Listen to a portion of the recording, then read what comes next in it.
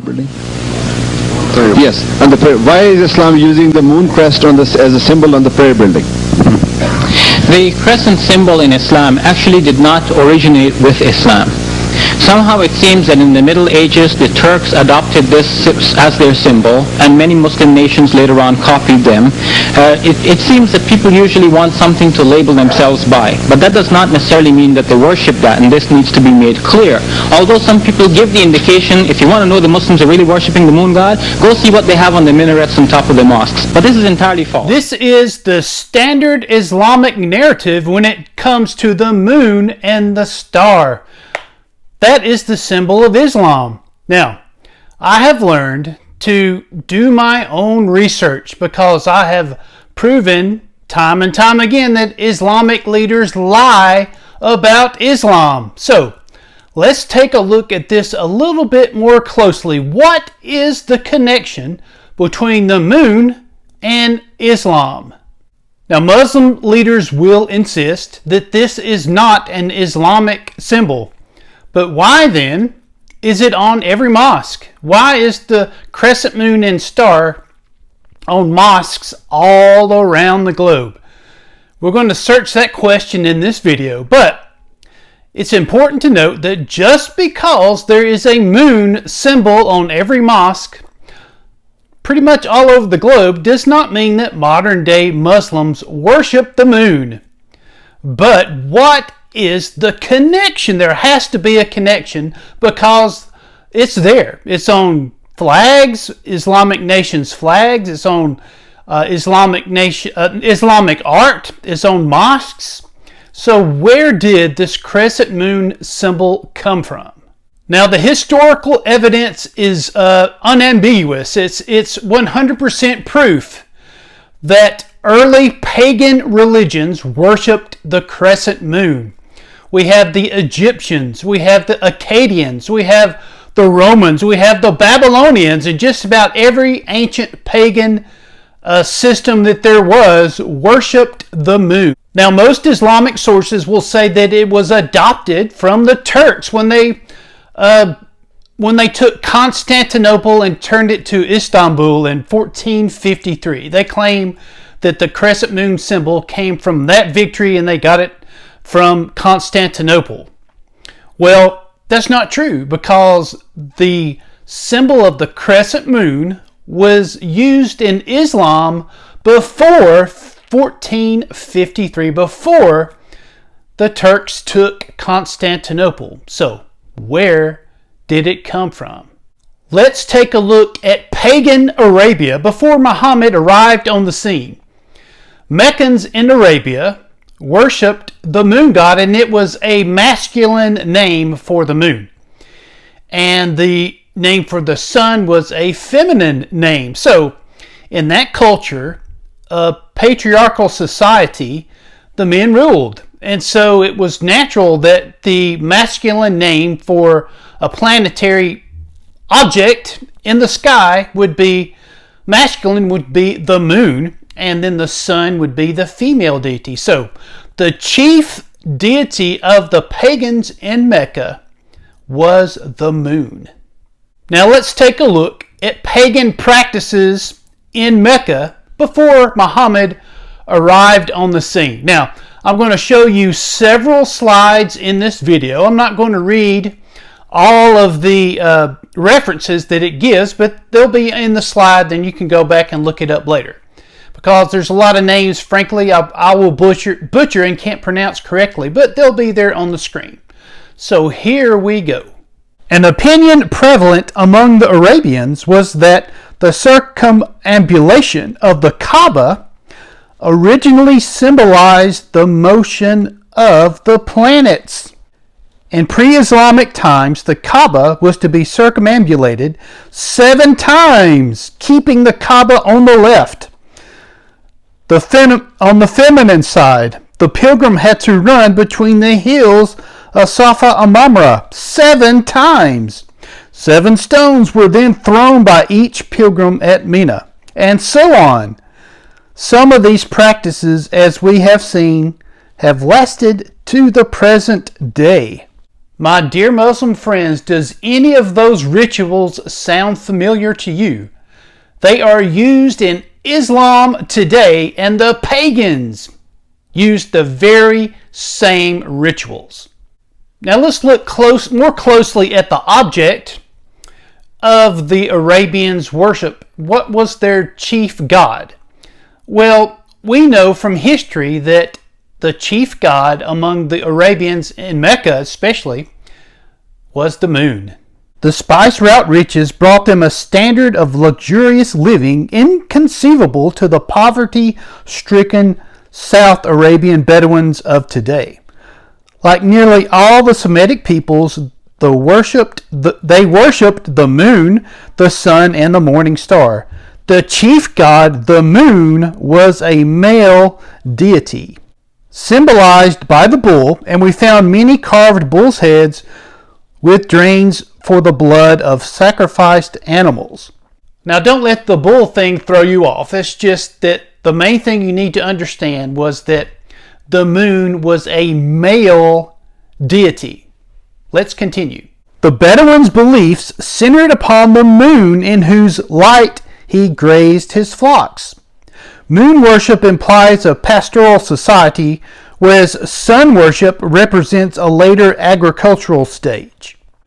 In fact, scholars and historians alike admit that Arabs particularly loved and worshipped the moon, especially in South Arabia.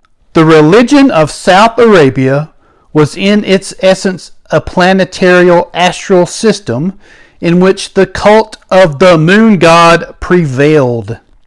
So we see that this moon god was the chief deity, the male chief deity of the pagan Arabians before Muhammad showed up on the scene. So what was one of the names for this moon god? For instance, here is what one professor wrote concerning the phrase Ilah, which Allah originates. The god Il or Ilah was originally a phase of the moon god, but early in Arabian history the name became a general term for God, and it was this name that the Hebrews used prominently in their personal names, such as Emmanuel, Israel, etc., rather than Baal of the northern Semites proper, which was the sun. Similarly, under Muhammad's tutelage, the relatively anonymous Ilah became Allah, the God, or Allah, the supreme being. Another source says Allah, Islamic name for God, is derived from Semitic El and originally applied to the moon. He seems to have been preceded by Ilmaka, the moon god. This makes perfect sense. After all, how could the pagans not have addressed the moon as Allah when they took it to be the representation of their supreme deity? So there you have it. Allah was the name of the moon god in pagan Arabia. And also there is a connection with Hubal and Allah. Let's explore that a little bit further. The Hubal connection. There's additional evidence connecting the pre-Islamic Allah with the moon. According to the scholarly sources, the chief god worshipped at Mecca was Hubal, whom many authorities claim was the moon god. Hubal was the chief god of the Kaaba, a moon god. Hubal, an idol, the god of the moon, centuries before Islam. In Mecca, of the Quraysh tribe. It was set up in the Kaaba and became the principal idol of the pagan Meccans. Did you notice that the Quraysh tribe was the main tribe that worshipped Hubal? That was Muhammad's tribe. Legend had it that Quraysh had traveled in Syria and brought these three goddesses, Alat, Aluza, and Manat, to the Hijaz and enthroned the Nabatean god Hubal in the Kaaba. At the center of the town was the shrine called the Kaaba, a large cubical building with a sacred black stone affixed in one corner. That was the sanctuary of the pagan god Hubal. So the picture is becoming more clear. The pagan Arabians worshipped the moon god Hubal, and it was also known as Allah, which was the chief of the gods. So they worshipped the moon god. Allah was one of the names of the moon god, and Hubal was as well. But did you know there is a connection between Hubal and the Old Testament? Let's take a look. Hubal was associated with the Semitic god Baal, and with Adonis or Tammuz, the gods of spring, fertility, agriculture, and plenty. And this idol was set up in the Kaaba, and it was Baal from the Old Testament. Yes, the main god that the Israelites just couldn't leave behind and just caused them all kinds of trouble was a Canaanite god, Baal. And Baal became Hubal, and it was what the Meccan pagans worshipped in Arabia before Muhammad came on the scene, and they worshipped him in the Kaaba, and they surrounded the Kaaba and walked around it 7 times. Is any of this becoming clearer to you, my dear Muslim friends? But there were not 2 Kaabas, right? There was not a Kaaba for Allah and a Kaaba for Hubal. And there were not 2 different idols set up in the Kaaba, one for Allah and one for Hubal. So how can we reconcile these 2 things? How can we reconcile Hubal and Allah and the moon? Now remember, the moon god was known as Allah and Hubal in pre-Islamic Mecca. The pagan Arabians named this moon god Allah and Hubal. So how can we reconcile the 2 names? The only logical conclusion is this, that Hubal and Allah were the same god. And it was the same name. Hubal and Allah were interchangeable for the moon god that was worshipped by the Qurayshi tribe that was Muhammad's tribe in Arabia.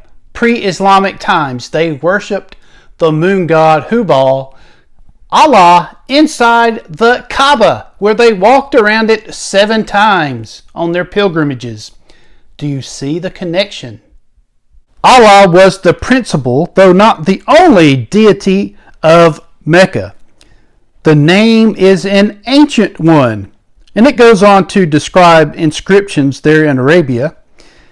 And it says this at the end: the esteem in which Allah was held by the pre-Islamic Meccans as the creator and supreme provider, and one to be invoked in time of special peril, may be inferred from such Quranic passages as 31:24, 31:6, 137, 109, 10:23. Evidently, he was the tribal deity of the Quraysh tribe. At the time of Muhammad, the Kaaba was officially dedicated to the god Hubal, a deity who had been imported into Arabia from the Nabateans in what is now Jordan. But the preeminence of the shrine, as well as the common belief in Mecca, seems to suggest that it may have been dedicated originally to Allah, the high god of the Arabs. So there in the Kaaba was enthroned Alat, Aluza, Manat, and the Nabatean god Hubal in the Kaaba. If Hitti is correct regarding Allah being the Quraysh tribal deity, and Muslims would agree with this, then this provides additional proof that Allah was the name for Hubal. Note the following syllogism. Hubal was the chief deity of the Quraysh. Allah was the chief deity of the Quraysh.